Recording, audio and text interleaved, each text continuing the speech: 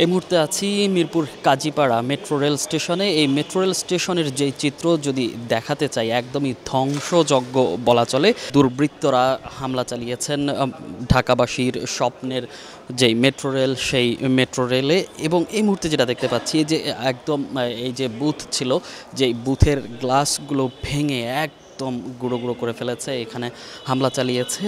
এবং আমরা এখানে যে গুরুত্বপূর্ণ জিনিসপত্র দেখতে পেয়েছি সবগুলো একদমই ভেঙে চুরমার করে দিয়েছে। দুর্বৃত্তদের হামলায় মেট্রো রেলের কাজীপাড়ায় স্টেশন বলা চলে একদম ধ্বংসস্তূপে পরিণত হয়েছে। এই যে আমরা এখন যেই রুমটিতে আসলে প্রবেশ করছি, এখান থেকেই যে বিভিন্ন কাউন্টার এবং এখান থেকেই কমলাপুর অভিমুখে যে সব মেট্রো রেল এবং উত্তরাগামী যে সব মেট্রো রেল যেত, সেই মেট্রো রেলগুলোর টিকিট আসলে সংগ্রহ করতো যাত্রীরা। সেই স্টেশনের চিত্র যদি দেখাই, একদমই ওলট পালট করে রেখেছে। গত কয়েকদিন ধরে যে নাশকতা আসলে রাজধানী জুড়ে চলছে, সেই নাশকতা থেকে মুক্তি পায়নি রাজধানীবাসীর স্বস্তির যেই বাহন মেট্রো রেল, সেই মেট্রো রেলের এই কাজীপাড়া স্টেশন। এই স্টেশনেও যেই ধ্বংসযজ্ঞ চালিয়েছে, আমাদেরকে মেট্রো রেল কর্তৃপক্ষ যেটি জানিয়েছে যে এই স্টেশনের যেই ক্ষতি হয়েছে, সেই ক্ষতি পুষিয়ে উঠতে, অর্থাৎ এটি সংস্কার করতে প্রায় 1 বছরের মতো সময় লাগবে। কনকোর্স লেভেলের কোনো কিছুই অবশিষ্ট নাই,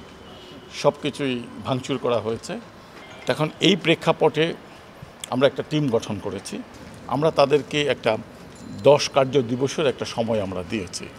এই 10 কার্য দিবসের ভিতরে এখানে যে ক্ষয়ক্ষতির আছে তার একটা বিবরণ প্রস্তুত করবে। এই দুইটা স্টেশন কতদিনের ভিতরে চালু করা যাবে এরকম একটা মতামত ওনারা দিবে। 6-7 দিন পরে আমরা আপনাকে বলতে পারবো যে মেট্রো ট্রেনের যে অপারেশন সেটা কিভাবে চলবে, কিভাবে চালানো যাবে।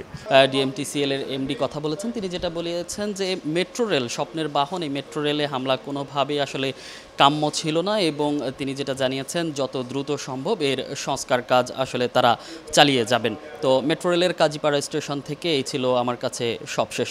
মনির হোসাইন, সময় সংবাদ, ঢাকা।